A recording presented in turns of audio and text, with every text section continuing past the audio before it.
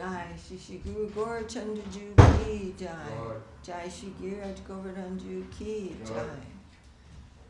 Jai Om Vishnupad Srila Bhakti Jai Om Vishnupad Paramahamsa Paribhajakacharya Jasta Terasita Sri Sriman Srila Bhakti Sundar Govindadev Goswami Maharaj Ki Jai. Jai Om Vishnupad Paramahamsa Paribhajakacharya Asta Terasita Sri Sriman Srila Bhakti Rakak Sri Dardev Goswami Maharaj Ki Jai. Jai Shri Chaitanya Saraswati Mission Morning Class Ki Jai. Jai Srimati Tulsi Devi Ki Jai. Jai.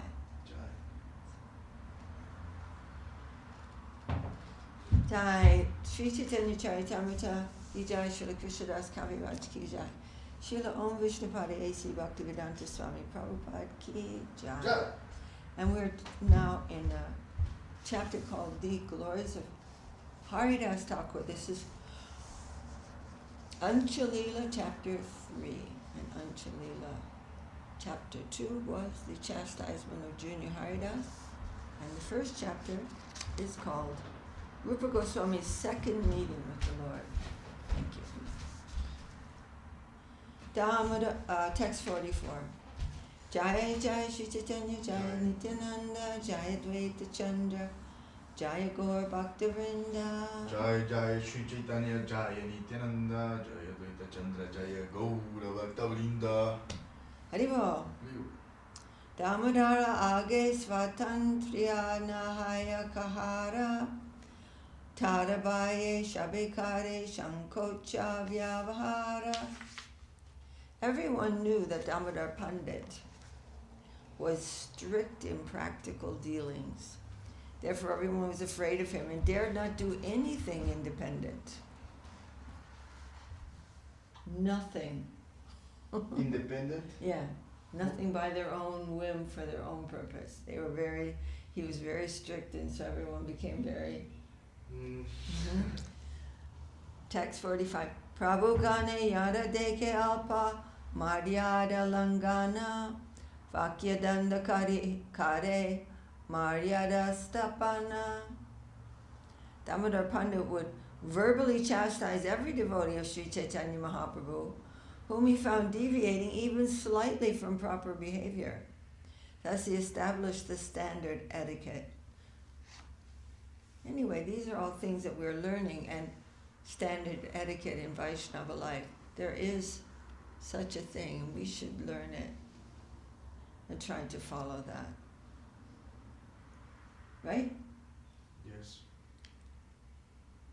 Anyway, we're all born in Mlecha families and raised in a Mlecha environment. Lecha? Mlecha. Mlecha, that's a new word. What is it? Doesn't mean? Well, Mlecha is a compliment. It just means outside of the Vedic life. In Vedic society, we would not be allowed into the city. We had to stay out in the jungle. Oh my God. Eta kahila damodare vakya danda jahara shravane bhagye agya pasanda. In this way, I've described Damodar Pandit's verbal chastisements. As one hears about this, atheistic principles and ignorance will depart from his nature. Shall I read that again? I added a few words. In this way, I have described Damodar Pandit's verbal chastisements. As one hears about this, atheistic principles and ignorance depart. Chaitanya Lila Gambira Koti Samudra Haite Kilagi Kikare Kehana Pare Bujite. The pastimes of Sri Chaitanya Mahaprabhu are deeper than millions of seas and oceans. Therefore, no one can understand what he does or why he does it.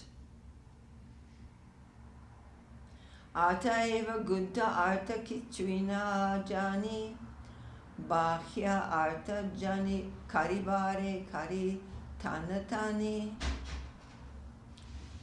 I do not know the deep meaning of Sri Chaitanya Mahaprabhu's activities. As far as possible, I shall try to explain them externally.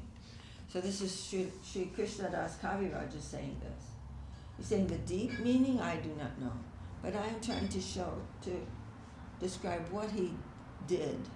But his own deep, infinite purpose, it's very impossible to understand.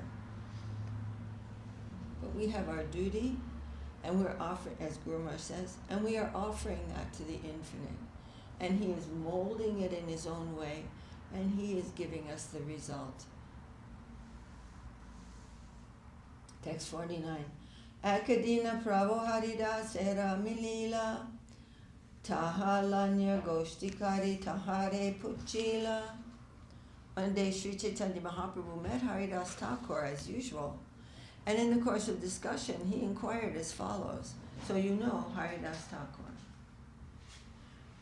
Haridas Thakur is a great eternal Parshad associated with Mahaprabhu, and he's called Namacharya. Namacharya Srila Haridas Thakur Ki Jai. He is the Acharya of chanting the holy name. He chanted so many names every day, something like 300,000. Something like that. I shouldn't have said that number because I can't actually remember. But that was his nature, and very great devotee of the Lord. So Mahaprabhu would visit him every day because Haridas Thakur never entered into the temple of Lord Jagannath, having been raised by Muslims. Haridasa Kalikale Javana Apara Go Brahmane Hingsakare Mahadurachara. My dear Thakur Haridas, in the age of Kali, most people are bereft of Vedic culture, and therefore they're called Yavanas. They are concerned only with killing cows and Brahminical culture, killing both of those. And this way they all engage in sinful acts. Right? Got it?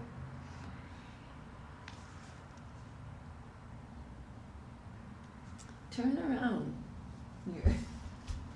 My dear Thakur Haridas, in the age of Kali, most people are bereft of Vedic culture, right? And therefore they're called Yavanas. So I should have said Yavanas. They are concerned only with killing cows and killing Brahminical culture. In this way, they engage in so many sinful acts. Iha sabara kammate haibe nishtara tahara hetuna dekiye eduka apara. How will these Yavanas be delivered? To my great unhappiness, I do not see any way. This is what Mahaprabhu was saying to Haridas. Haridasa kahe Prabhu chintana kariha Javanera sangsara deki dukha na bhaviha. Haridas Thakur replied, my dear Lord, do not be in anxiety. Do not be unhappy to see the condition of the Yavanas in material existence. So what was his answer?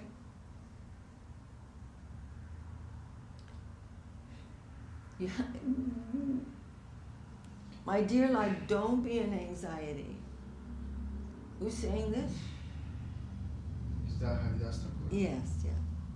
Do not be unhappy to see the condition of the Yavanas in material existence. I need to hear this. Yavana shakalera mukti habeyanayase harama bali kahe nama base. This is you hear. Because the Yavanas are accustomed to saying haram, haram, O Ramachandra, they will very easily be delivered by this namabas. Hara is the one name of the Lord. Ha means O Rama. Haram, O Ramachandra. It's Ramachandra, right? And when we chant the Mahamantra, Hare Krishna, That's different. it's different. It's not about Ramachandra. No. That Ram is referring to Krishna, meaning the lover of Radharani, Raman, Radha Raman, Raman. That is that Ram. No Ramachandra.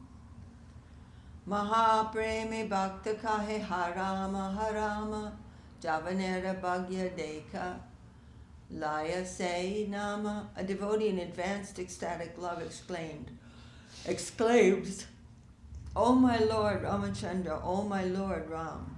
But the Yavanas also chant Haram, Haram. Just see their good fortune. They see this, it's just an expression. It's not, for them it's just an expression, Haram, Haram. It's not actually, I'll read this purport. If a child touches fire, the fire will burn him, even if he doesn't know it's going to burn him, right? And if an elderly man touches fire, it will burn him also. Haridas Thakur says that a great devotee of the Lord exclaims, Haram, Haram. But although Yavanas do not know the understanding of the meaning of Haram, Haram, they say those words in the course of their ordinary life. For the Yavanas, the word Haram means abominable. For whom? Haram for the Yavanas, meaning really, Yavana refers to Muslims. They are always, haram, haram, oh, it's very bad thing. It's just their language. But they're still saying haram. So they don't know they're saying that. But just like a child touches fire, he gets burned whether he knows anything about fire or not. This is what Haridas Thakur is saying. Whereas a devotee exclaims the words haram in ecstatic love. Nevertheless, because the words haram are the spiritual shumam bonum, the fact is the same, whether they are uttered by a Yavana or by great devotees, just as fire is the same both for a child and an elderly man. In other words, the holy name of the Lord, Haram, always acts, even when the holy name is chanted without reference to the Supreme Lord. Yavanas utter the holy name in a different attitude than devotees. But the holy name Haram is so powerful spiritually that it acts anywhere, whether one knows it or not. And this is explained as follows.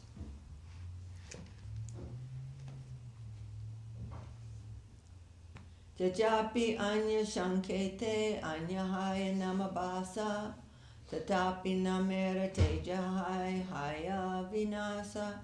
Namacharya Srila Haridas Thakur, the authority on the chanting of the holy name, said, the chanting of the holy name to indicate something other than the Lord is an instance of Nam Abbas.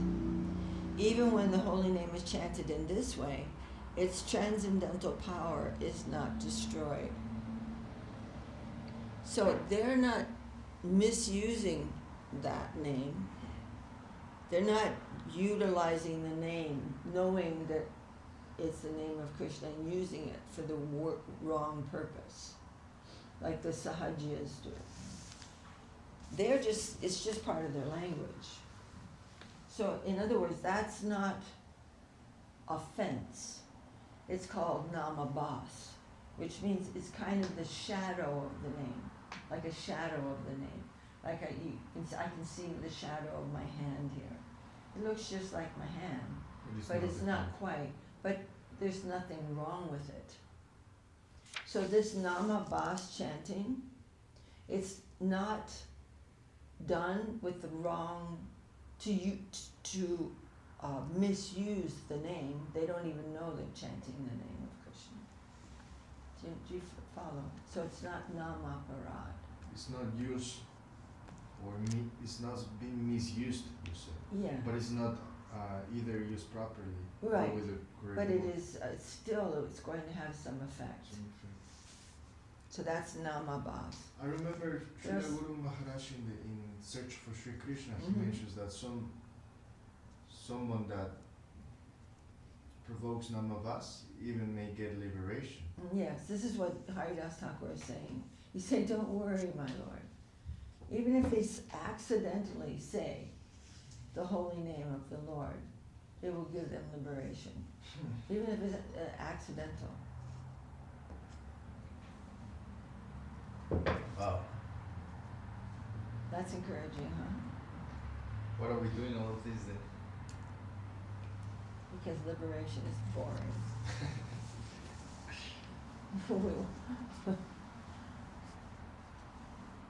He's saying, don't worry about the suffering of the Yavanas in this age. Even if they accidentally say the name of Ram in this age, then Dangstri Dangstrahato Mlecho Harameti Puna Puna Uktvapi Muktyamapnoti Kim Puna Shradaya Gunan.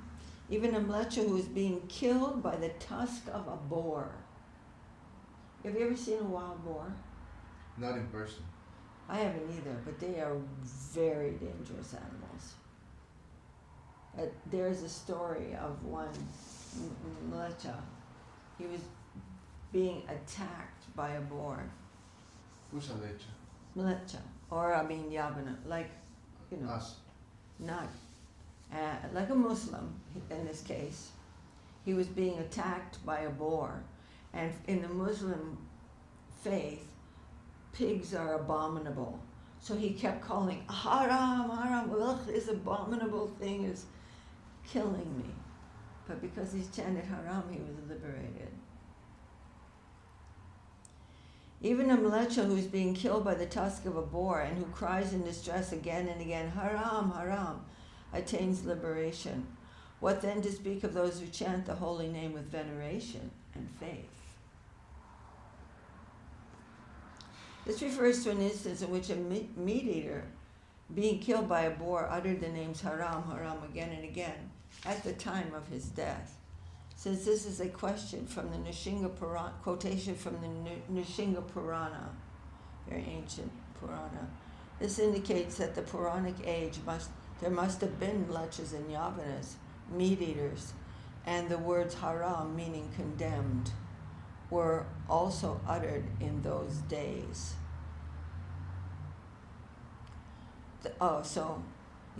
Meat eater.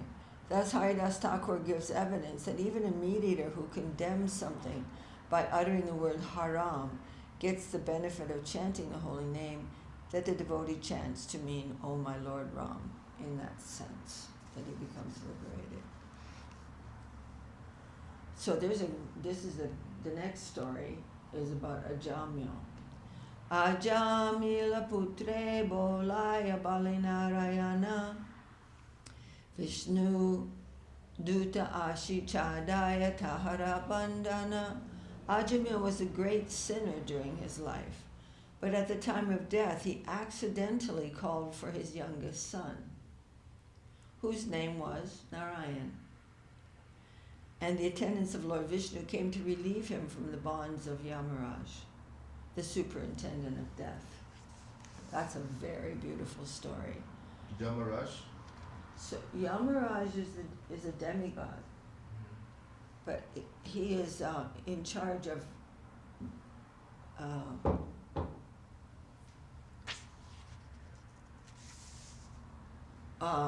dispensing justice in the universe. In other words, he's the maintainer of religiosity by dispensing justice or punishing those who have acted sinfully. He's in charge of that, and he's a very auspicious person. But Ajamya was born in a Brahmin family and raised very gently. But by the force of his karma, he saw a very beautiful prostitute one day. Not these kind of, it was a different culture, but they were prostitutes, and he saw her, and his mind could not tolerate that, and he wanted to marry her, and eventually he did marry her. But as soon as he married her, she said, "Well, I want money." But he had no idea how to make money. He was a Brahmin. Brahmins didn't make money. Brahmins depended on if the society, if someone would give them money, then they would have it. They didn't do anything to earn money. They are teachers, priests. So he started cheating people. And eventually he became very evil, the worst person. He would kill people, cheat, anything. If he owed someone money, he would just kill them. He was very bad, the worst, and he had 11 children. And the last of his children was born when he was 80 years old. And he became very attached to that child. And he was always with him. Oh, Narayan, come and play with me. Narayan, come and sit here, how are you, Narayan? Sit on my knee. He was just absorbed and calm. And then it was time for him to die. And the Yamadutas, who are the servants of Yamaraj, who are hideously frightening, came to take him to hell to be judged by Yamaraj. Because he just caused inconceivable amount of pain all of his life in order to keep his wife happy. So he saw his little child there and he said, oh, Narayan, help me. He's calling out to this little boy because he's terrified. Can you imagine? All of a sudden these hideous creatures, their hair is all standing up and their eyes are full of hatred. They hate sinners. And they've got ropes in their hands and there's dogs, big dogs. You know, they even in literatures, they call them the hounds of hell. This is described in the Vedas. And they're coming to get him. And he's terrified. And he's just calling out for his child. But the Lord Narayan himself says, oh, he's calling me. And he sends his servants, who are extremely auspicious and beautiful. They look like him. They have 4 arms with his weapons, beautiful helmets, and they're divine. They're coming from Vaikuntha. They're Vaikuntha person. So they're called the Vishnudutas. And they filled that dark place with light. And they said to the Yamadutas, stop or you will die. We're taking him with us. And the Yamadutas were completely bewildered. They said, who are you? Why did you come here? This man is sinful. He must be punished. This is our duty. We are doing our duty. Why are you stopping us? And they said, don't you know anything? He's called out the name of our Lord with tears in his eyes and offenselessly. He didn't think, oh boy, he's not trying to like now I'm going to get out of this. I'm going to chant the name. He just called out the name because his boy was there. So that's Namabas. You can see the difference. It's a very fine thing. And then they explain to the Yamadutas, anyone who calls out the name of the Lord like this without offense, tears in his eyes, the Lord himself said, oh, go get him. And so then the Yamadutas, they just had to go away. There was nothing they could do.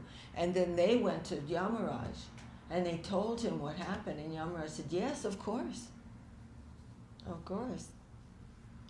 I neglected to tell you this. Anyone who calls out the name of the Lord at the time of his death, we have no jurisdiction over that person. So the Vishnudutas took a Jamil on a beautiful Vaikuntha plain, But they brought him to the Himalaya to continue to practice his spiritual life. His mood now became changed. He realized, oh, this is, by the divine grace of the Lord, and he practiced chanting the holy name there for a long time. This is one of the histories that is described in the Srimad Bhagavatam. Did you hear the last part of that? In which canto? I can't remember. No, I didn't hear the last part of it. So they took him in a beautiful Vaikuntha,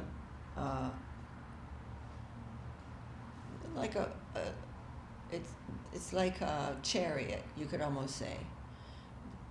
Something we can conceive of, and brought him to the Himalayas to continue practicing his spiritual life. So this is a really beautiful story, and Srila Prabhupada told this story once at the, what is that, Mela? Anyway, anyway, he told this story once, and he couldn't finish it. He was crying so much. Prabhupada? Yeah. We heard that from devotees who had been there with him. Just right away they came home. And they were telling us, Prabhupada was telling the story of a Jamil, and how the Lord said, oh, he's calling me, how gentle the Lord is. And Prabhupada couldn't stop crying. It was very difficult for him to finish the story. So this is another instance of Namabhas. But he wasn't using the Lord. So one of the offenses against the chanting, can you come over here so I can? One of the offenses against the chanting of the holy name is committing sinful activities and thinking, well, I'm just going to chant the holy name then, and everything will be fine. Like you said, why aren't we just doing that? But that's not Namabhas, that's Namaparad. We're not doing all kinds of wrong and thinking, well, I'll just chant the holy name and everything will be fine. That is actually an offense against the holy name. So, these are beautiful stories being told here by Haridas Thakur. Bimal Krishna Prabhu says, on page 155 of Sri Upadesamrita, Srila Guru Maharaj also talks about haram and namabhas. Ah, okay. Page 155 in Upadeshamrita. Very good. All right then. Oh, yes. For verse number 7, right? So that's really important. Oh, thanks, Bimal Prabhu. So maybe tomorrow we can read that. If you can remind me, Prabhu, Okay. to read from this Upadeshamrita, because what is Namabhas and what is Namaparad, that should be carefully understood by us. In other places it says that even if somebody is talking and one word ends with Ra, and the next word begins with Ma, then that will give him liberation. Namabhas. Yeah, Namabhas.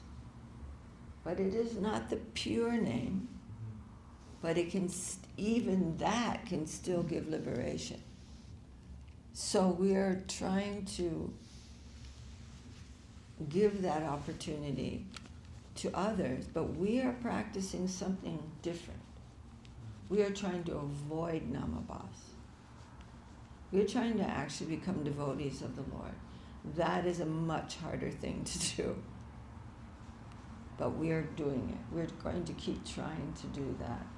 In spite of so many anarthas, so many difficulties in our practicing life that will come and make a big noise and demand payment. You cultivated this desire in your previous life, and we want payment. You're going to keep doing this. So these are all things that we are going to face. Hare Krishna. By the grace of Guru and Gauranga. All right. So that example has been just now given by Haridas Thakur. Very nice example, beautiful example. And you know, when this conversation started just now, when Mahaprabhu was asking Haridas Thakur about this, and we've heard this many times from reading Chaitanya Charitamrita, but it caused me some anxiety because I've never quite been really clear about this. And I think now some clarity came, more than before, about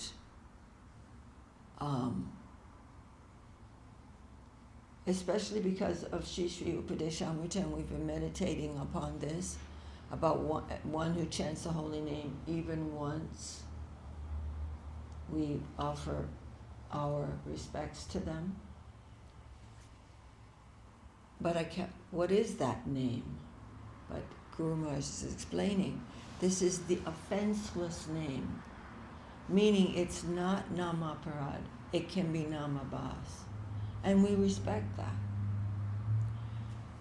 And then offer obeisances to those who's actually taken initiation with the complete desire and determination to actually become a worshiper and servant of the actual name, who is the Lord Himself. That is a different person, and we offer obeisances to that person. And then those who are fully absorbed in chanting the holy name with full heart, full purity, full surrender, we offer service to them. They are the greatest association. So how wonderful. Jai Sri Chaitanya Charitamrita ki jai. Srila Krishnadas Kaviraj ki jai. Srila Om Vishnu Paresi Bhaktivedanta Swami Prabhupada ki Jai. All right. Jai Sri Sri Upadesamrita. So we can begin by chanting all the way to 1 through 6. Ready? Yes. Vacho vegam manasakroda vegam jiva vegam udara pasta vegam etan vegayo vishaheta dhira sarvam apimam prithivim sasisya. The urge of speech, the urges of the mind.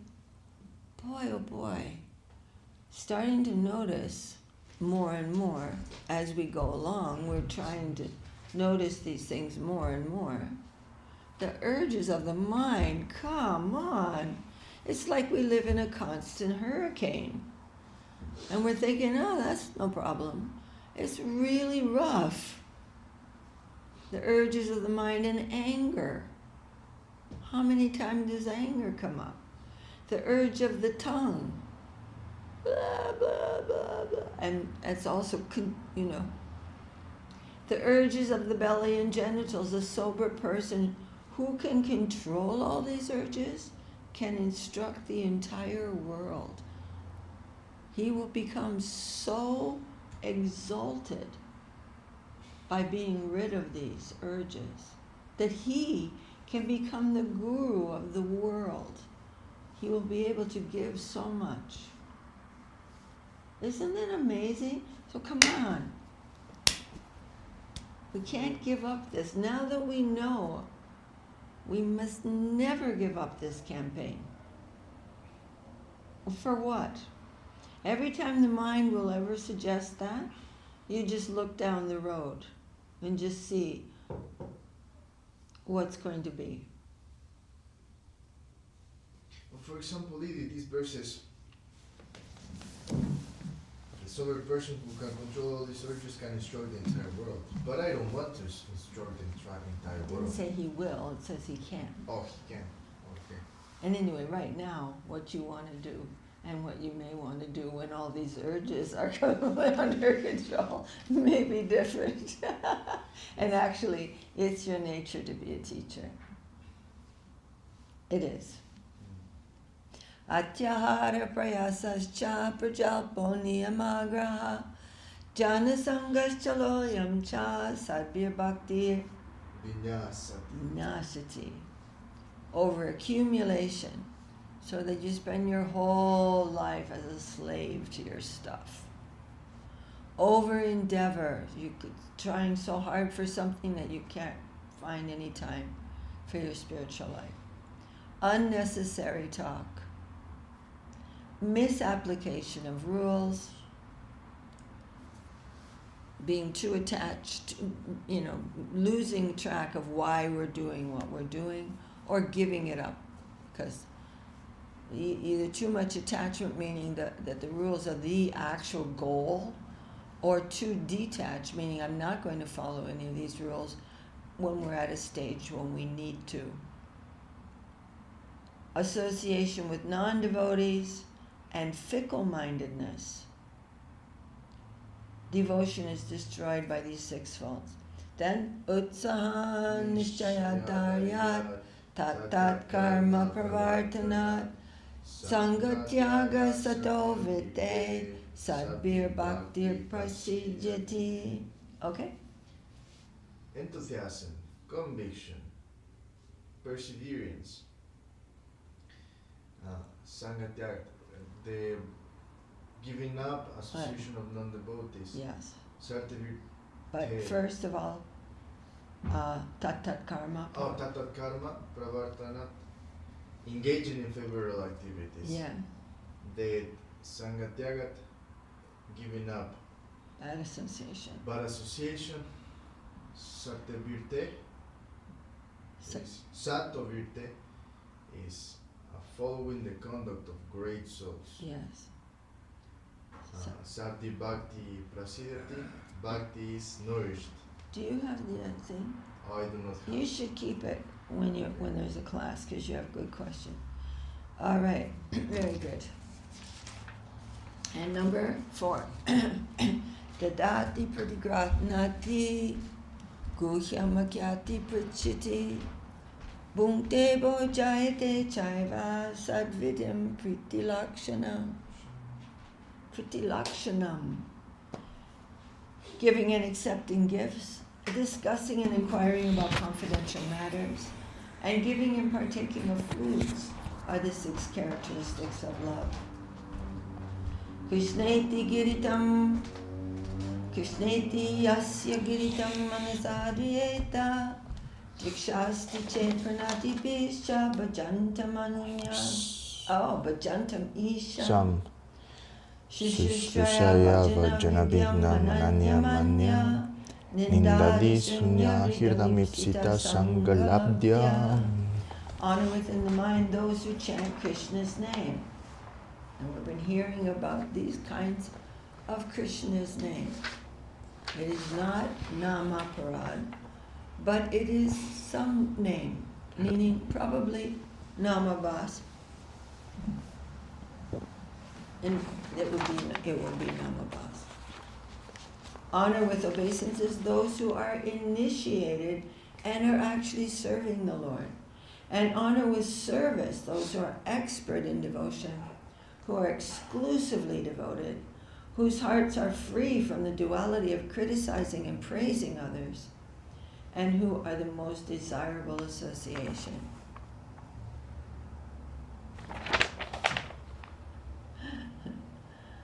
Srila Gurudev one day, I think I said this already about the camel's wedding. No, I don't remember. So Gurudev was saying in terms of praising others, the camel was getting married. It was in Navadvip, I think, or maybe Calcutta. Gurudev was talking about it. So the camel's getting married. Everyone knows the camel is not a very handsome animal. Uh-huh. And he invited the donkey to praise him at his wedding. So the donkey is saying, "Oh, camel, you are so handsome. Your eyes are like lotuses. Your teeth are like pearls. Your lips are like blooming roses," or whatever he was saying. And we're all laughing our heads off. So this is how we are praising others in this world. everyone's suffering, dying in illusion, conceiving of the body, this bag of blood and bones, and to be so handsome, so beautiful, and the tiny little insignificant abilities which are being misused for our own purposes are so exalted and wonderful, and everyone's dying. But we like to praise those persons. So this is not good for practice for us. Rather, and not to feel contempt, but to feel compassion. Praising is just another form of exploitation. Mm. But we want to actually give something good to our friends. And then this is number 6, which is where we are. Tistai svabhava janite Papasaschatusai Naprakirtatvam Mihabhakta Janasya Pasyet Gangabasam Nakalu Buddha Pena Pankair Brahmadavatvam Apakachati Niradharmaihi. Do not consider devotees in this world mundane because of faults in their nature and body. We're talking about devotees. We are practitioner devotees. But still, the water of the Ganges never loses its spiritual nature because of bubbles, foam, and mud, which are natural in water. So we're trying actually to associate with the best part of everyone.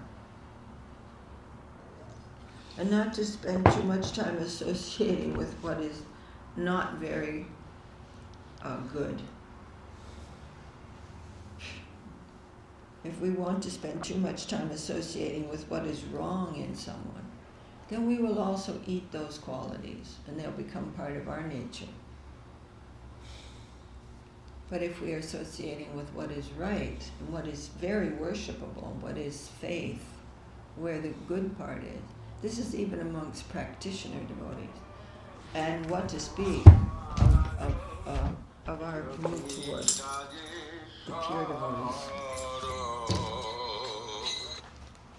You're receiving a call from a random number. Okay.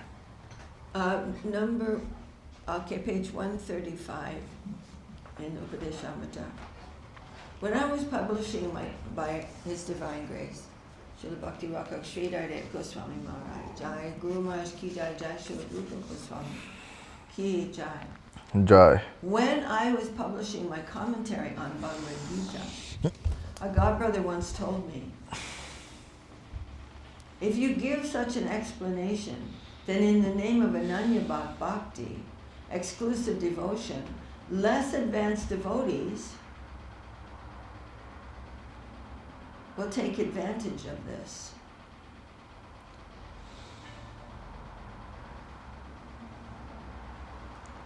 This is an important point, actually. Because if we hear, if an Ananya Bhakti devotee does something terribly wrong, he's still perfect. And so we think, so we can do all kinds of terribly wrong things. Krishna says it's okay. But we are not Ananya Bhakti. We are practitioners. But this is the,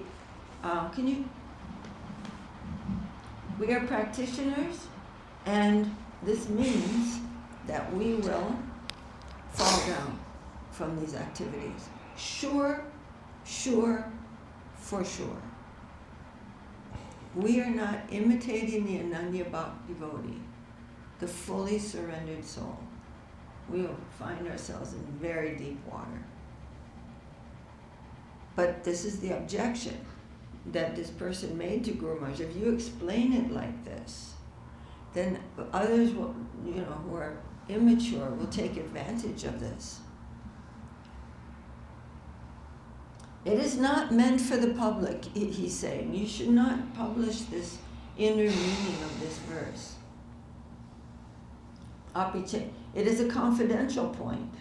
Apichet sudracharo bhajate mamananya bhak sadhureva. He may be the worst debauchee in his outer life, But if he's a Nanyabaka surrendered soul, he should be considered a really honest man. This man is saying to Guru Maharaj, if you explain things according to your interpretation, everyone will say, oh, I'm an Ananyabhak devotee, and they will go on with their debauchery. So please don't express this interpretation of yours so explicitly. Now, interpretation has come to mean opinion or meaning some random relative thing. But interpretation with the great souls means they're bringing out an inner meaning. And Guru Maharaj is saying, but I published my commentary over his objection because the principle underlying this verse is an important one. Anything can be abused. We have to throw away all the sharp knives because they can be abused. But we can't. There's good usefulness, and this is a very ordinary example that I'm giving. But Srila Guru Maharaj is saying, no, this has to be understood, and it has not been brought out in this verse, that inner meaning. One who has surrendered to Krishna is accepted as his own. And just as Krishna has rights over everything and is never a trespasser anywhere, so his own man should also not be considered a trespasser at any time. This is confirmed elsewhere in Srimad Bhagavatam. Atma bhuyaya chakalpate. My devotee belongs to me. So one who works by inspiration from Krishna should never be considered a trespasser. He can enjoy anything on Krishna's behalf if he is really a surrendered soul. He should be considered as Krishna's. He can do whatever he wants. He can do whatever Krishna wants. He has no restrictions. He's not a criminal. He doesn't have to follow the laws of the penitentiary, of the jail. So many strict laws are in a jail. But a person who is an honest man can do anything he wants. He's not going to be jailed. He's not going to be punished. He doesn't live in a jail. Is that a clear example? Is it? So they are following the rules and regulations of religious life to show an example to those who are in need of following a religious lifestyle in order to progress out of animal consciousness. That's called vidhi, and it's important for us. But he doesn't need to follow any rules. He's a resident of the divine plane. He has no rules. He's not a criminal. But he is never in the mood of exploitation. So we have to understand that the divine plane and the human plane look similar, but one is pure beyond belief and the other one is disgusting. But they look similar. But one who is living in the divine plane of pure service, it doesn't matter what he does. He's not exploiting anything. He's not an exploiter. Just like if I came to you in the morning and gave you a slap. Good morning, Prabhu. Or you gave me a slap. Don't even think about it. I'll break. But you know what I'm saying? A friend can give someone a slap. But if an enemy comes and does the same thing, it's offensive. So we have to understand there's a plane of innocence where nothing is bad. And we cannot judge the activities of those from that plane according to the actions of this plane. This is the meaning. And to know this is very great. It's a very great thing to understand that there is a plane where there is no offense. There's no cruelty, there's no meanness, there's no exploitation. And everything that's done there is perfect, it's pure, it's innocent.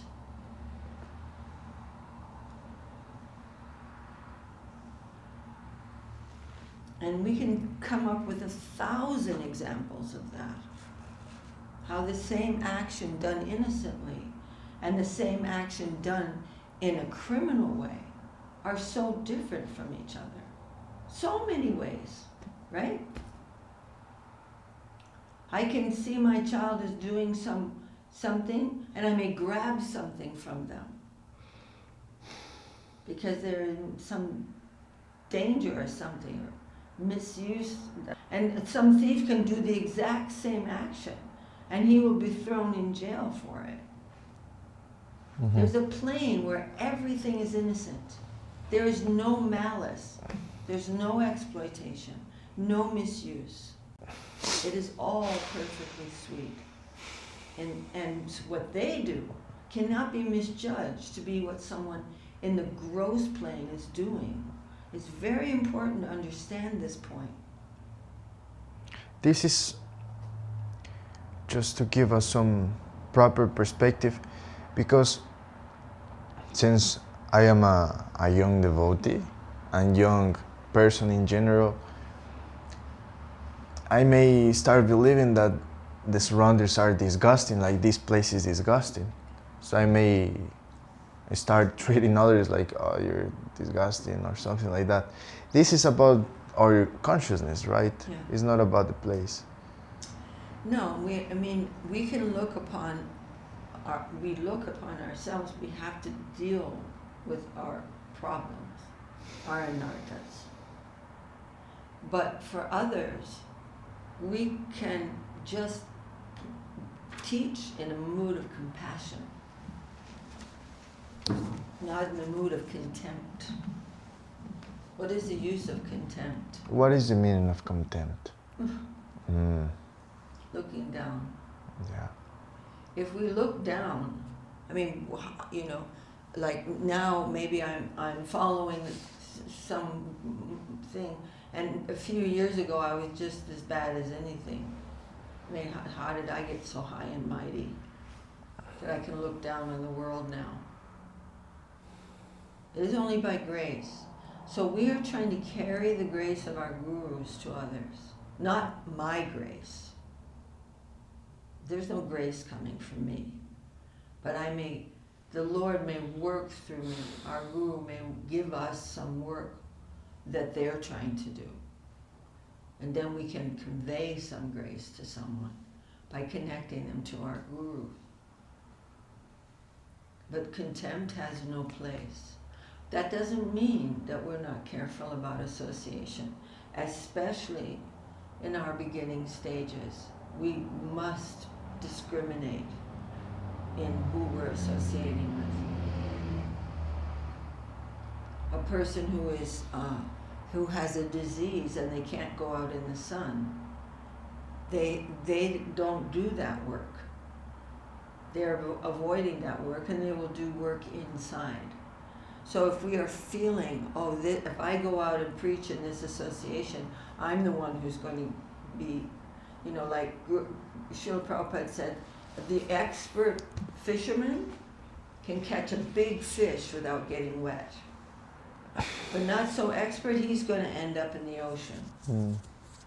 So we don't want to do what is going to make us end up in the ocean. But at the same time, as far as possible to do some help, then we'll try to do that. But if that going around those persons is going to affect me, that they're going to be giving me their association, instead of me giving them the association of my Guru, I will be vulnerable to their association. Then we have some care about that. But later on, by deeper faith in the power of Guru and their protection, then we can go anywhere and everywhere. So these are all the stages, and we have to know who I am. But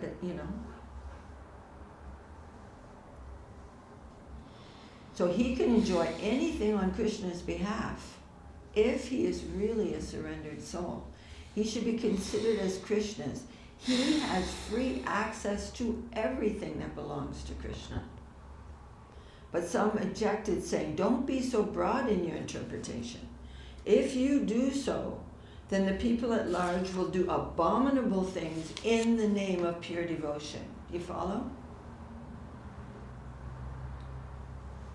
If you say that, then people will go, well, I'm an Anyabhak. I can do this and that, and I'll be pure. They will say, oh, I'm a Vaishnava. I'm a Chuta Gotra. I'm one of Krishna's own men. What is his property is mine, and I can do everything. So that was the objection to Guru Maharaj. Are you following? That was the objection to Guru Maharaj. About his explaining this verse in the deep, deep way. Because generally in the Bhagavad Gita, even in Srila Prabhupada's Bhagavad Gita, he did not give this. He knows it, but he did not reveal this type of understanding. Because he had just come to the West and was dealing with hippies who had no restrictions in their lifestyle at all. Prabhupada? Yeah, he's not giving this, but he wanted us to hear this from Guru Maharaj, and that's why he sent us there. But we have to, most Bhagavad Gitas no other Bhagavad Gita except Guru Maharaj's is bringing out this inner meaning of this verse. But because of that caution. Then, of course, the question comes, how do we recognize an Ananya Bhakta? How do we even know who he is? Who has exclusive devotion? The real trouble is there. Merely professing that I'm a pure devotee will not do. Rather, a real devotee will think, I am not a real devotee. A young devotee may go, well, I'm a devotee, so, I can do anything I want. I'm just going to do it for Krishna. Kind of sahajiya nonsense. But a real devotee thinks, I'm not a devotee. It's his nature. He's going into the negative, what I am, it is his mood. And we've seen this in so many prayers, the outpouring of the real Vaishnava's life and feeling toward Krishna. He's feeling a hankering to be a devotee of Krishna. That will be their understanding. Their inner feeling is like that. Exclusive devotion is not a small thing. A genuine devotee thinks, I cannot be an Ananya Bhakta. I have not attained that stage. It is very difficult to attain that stage. I cannot claim that. Rather, I am going away from that. That's what's happening to me. I'm becoming worse and worse. That will be the general tenor of their attitude. Jai Srila Bhakti Bhaka Sridhar Dev Goswami Maharaj Ki Jai. How amazing. What protection. If they see us, if a person like Guru Maharaj, Guru Maharaj was raised in a really high-class Brahmin family. Mm-hmm. And seeing us, we will, persons like that will think we're like just crawled out from under a rock. We're like lizards. We're so low compared to their lifestyle. But Guru Maharaj is a Vaishnava and a follower of Mahaprabhu, and he only feels compassion. And he really has what can help us. And he did so much in his 90s. When the devotees were coming to Guru Maharaj, he was in his 90s. And he gave so much energy to us. It was unbelievable. Sometimes Guru Maharaj would say, I cannot meet with them. I'm too tired. And Gurudev said, just say a word or two. Just give them a word or two of your mercy. And then he would speak for 2 hours. He gave so much. So this was compassion, not contempt. So we'll be careful about that. And sometimes that may come in, but I mean, Guru Maharaj said, no, there's an old expression in English. There is no one so holy as a reformed thief. He was a thief, and the minute he's not stealing anymore, he feels like he's a saint. There's no one so holy as a reformed thief. Yeah, I was doing that too 15 minutes ago, but I don't do that now. You're really disgusting. I mean, we can feel disgust for our tendencies in this world, no doubt, but we don't have to feel contempt. We have to feel compassion. Haribol for those who have not yet received the connection of our Guru, who is so compassionate to us. Jai Sri Sri Upadesamrita ki Jai, Sri Rupa Goswami Pad ki Jai. If you can remind me, also be helpful to, when we're reading Chaitanya Charitamrita, to spend some of that time reading that passage that you mentioned tomorrow. That would be really great. Hare Rama Krishna Hare Rama Krishna Yadavaya Nama Madhavaya Madhavaya Keshavaya Nama Madhavaya Keshavaya Nama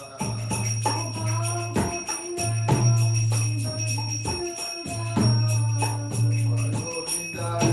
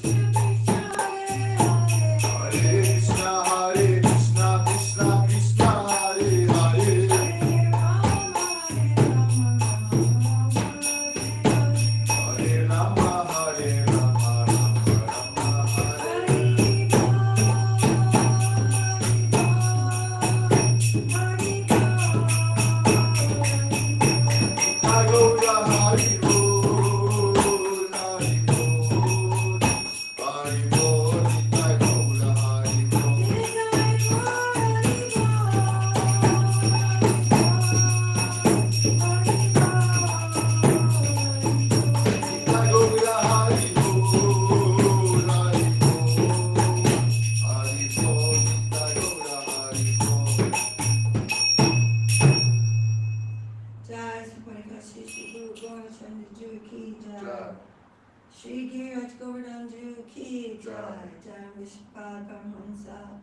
Hari Brajakacharya Stata Sata Shri Sriman Srila Bhakti Sundar Govinda Goswami Maharaj Ki Jai. Jai Vishpal Paramahamsa. Hari Brajakacharya Stata Sata Shri Sriman Srila Bhakti Rakak Shri Darde Goswami Maharaj Ki Jai. Jai. Jai Shri Rupanuga Guru Varga Ki Jai. Chaitanya Saraswati Madhacharya Vrinda Ki Jai. Sannyasi Vrinda Ki Jai. Sant Goswami Prabhu Ki Jai. Nam Acharya Shri Haridas Shri. Haridas Thakur Ki Jai. We'll hear many things in this chapter about Haridas Thakur and his inconceivable glories. Hari Bol Sapashat Shriman Mahaprabhu Ki Jai. Sapashat Shri Nityananda Prabhu Ki Jai. Shri Shri Radha Krishna Gopa Gopinath Syama Kunda Radha Kunda Giri Govardhan Ki Jai. Jai Chaitanya Saraswati Mat Ki Jai. Jai Sakama Ki Jai. Sri Chaitanya Saraswati Mission Ki Jai. Kartal Ki Jai. Harinam Sankirtan Ki Jai. Samaveda Vaishnava Mandala Ki Jai. Samaveda Bhakti Vrinda Ki Jai. Jai. Srimati Tulsi Devi Ki Jai. All the assembled devotees Ki Jai.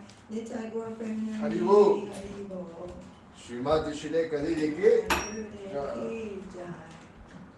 With us today is Ima Krishna Prabhu, Kumkum Devi, Ganga Lila Devi, and who knows who else. Dandavat.